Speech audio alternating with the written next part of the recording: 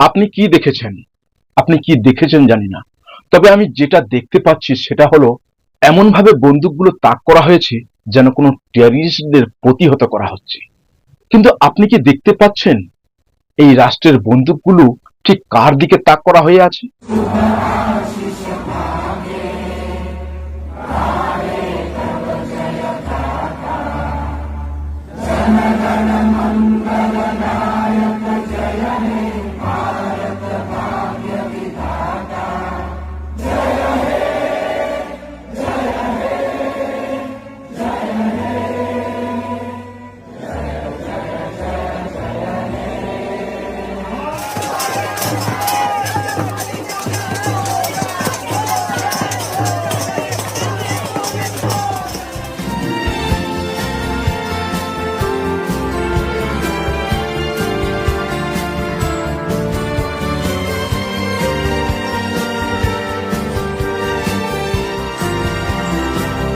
আপনার আমার সন্তান, ভাই বোন, বন্ধুর দিকে, এই দেশের যুব সমাজের দিকে, দেশের ভবিষ্যৎ ডাক্তার, ইঞ্জিনিয়ার এবং সায়েন্টিস্টদের দিকে এদের অপরাধ কি?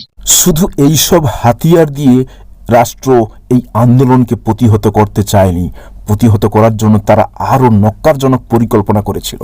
এই দেখুন এই গাড়িটি দিল্লির যন্ত্রমন্ত্রের রাজপথের কাছাকাছি বিভিন্ন জায়গায় এরকম আরও গাড়ি দাঁড় করে রাখা হয়েছে। এরকম ভাঙা টুটাফুটা গাড়িকে দাঁড় করে রাখা হয়েছে এই কারণে যে আন্দোলনকারীরা গাড়ি ভেঙে দিয়েছে।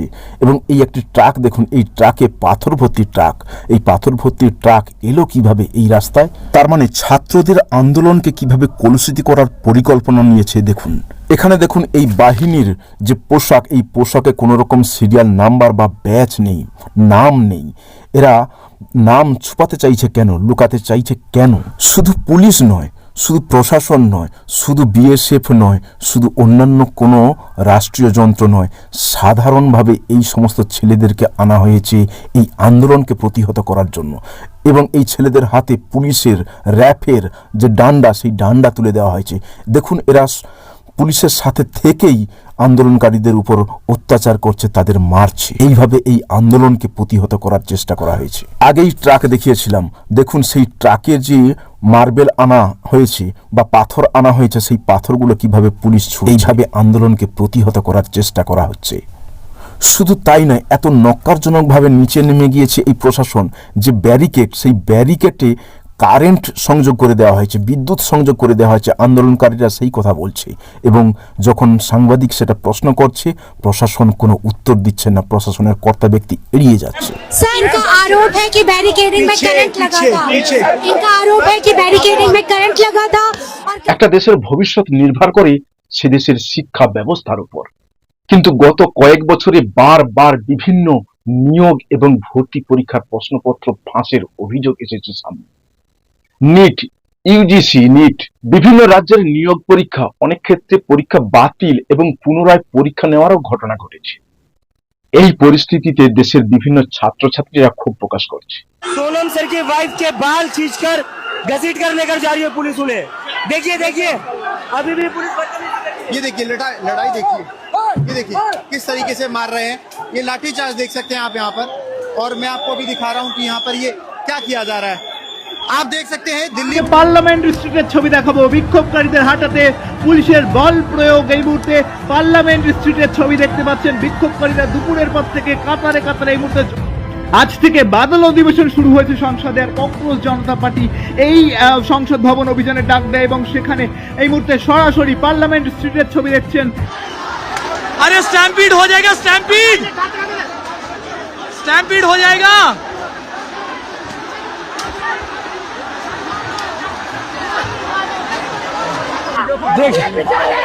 देखिए देखिए ये किस तरीके से यहाँ, ये देखिए प्रदर्शनकारियों को किस तरीके से यहाँ पर पीटा जा रहा है, किस तरीके से यहाँ पर लाठी चार्ज किया जा रहा है। आप एक एक तस्वीरें देखिए, ये यहाँ पर घायल हो गए हैं, इनको यहाँ से जो दौड़ाया जा रहा है, इनको देखिए यहाँ से दौड़ा। हम लोग जा रहे हैं, हम लोग तो कवरेज कर। দীর্ঘ কয়েক বছর ধরে তারা পড়াশোনা করার পর শেষ মুহূর্তে যখন তারা এই বিপদের সম্মুখীন হন, তখন তারা সর্বশান্ত হয়ে যায়। তার কারণ এই পড়াশোনা করতে গিয়ে তাদের মেহনত, তাদের ত্যাগ, এমনকি তারা এর জন্য যে টিউশন পড়তে গিয়ে অর্থের খরচ করে, যা হয়তো একটা মধ্যবিত্ত ফ্যামিলি সামাল দিতে পারে না, যার কারণে চড়া সুদে টাকা, গহনা, জমি, বাড়ি মর্টগেজ রাখা অথবা আরো অন্য অনেক উপায় থেকে এই অর্থ সংগ্রহ করতে হয় তাদের। আজ তাদের সামনে ভবিষ্যৎ অন্ধকার। একবার নয়, দুবার নয়, বারবার এই প্রশ্নপত্র লিক হয় কিভাবে? এর জন্য দায়ী কে? নাকি এইসব সাধারণ মধ্যবিত্ত পরিবারের ছেলেমেয়েরা, ছাত্রছাত্রীরা এই প্রশ্নপত্র লিকের জন্য দায়ী? যারা প্রশ্নপত্র লিক করেছে তাদের বিরুদ্ধে সরকার কি পদক্ষেপ নিয়েছে? সরকারের ভূমিকা কি এই প্রশ্নপত্র লিক নিয়ে? সরকার বলছে এবার থেকে এয়ারফোর্স নিয়ে যাবে এই প্রশ্নপত্র পরীক্ষা কেন্দ্রে। আজব কথা, তাই না? এতদিন প্রশ্নপত্রগুলো তাহলে কি পরীক্ষা কেন্দ্র থেকেই লিক হয়েছিল? কেমন বোকা বোকা কথা, তাই না? তাহলে এই সরকার আসল জায়গায় ট্রিটমেন্ট করতে চাইছে না কেন? কেন ধরছে না যারা প্রশ্নপত্র তৈরি করে? যে সংস্থাকে এই প্রশ্নপত্রগুলো তৈরি করতে, এই সকল পরীক্ষাগুলোকে অর্গানাইজ করার জন্য বরাদ দেওয়া হয়েছে, সেই সংস্থাগুলোর উপরে কেন পদক্ষেপ নিচ্ছে না এই সরকার? কেন এই এতগুলো ব্যাধির চিকিৎসা শুরুতেই করছে না সরকার? যার কারণেই তো আজ ছাত্র সমাজ সারা দেশ জুড়ে পথে নেমেছে। তারা গর্জে উঠেছে। তাদের একটাই কথা, আমাদের অপরাধ কি? कैसे पुलिस हो आप? कैसे पुलिस हो? कहाँ है? कहाँ है आपकी हेल्प? कहाँ है आपकी हेल्प?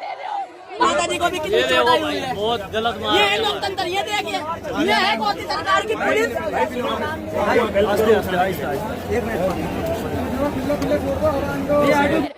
आप लोगों को पावर इसलिए दिया क्या कि आप हाथ उठाओ? आप लोगों के बच्चे नहीं है क्या? हमें आगे फ्यूचर में नीट देंगे, आप लोग नहीं दोगे क्या? प्रोटेस्ट कर रहे थे, ठीक है।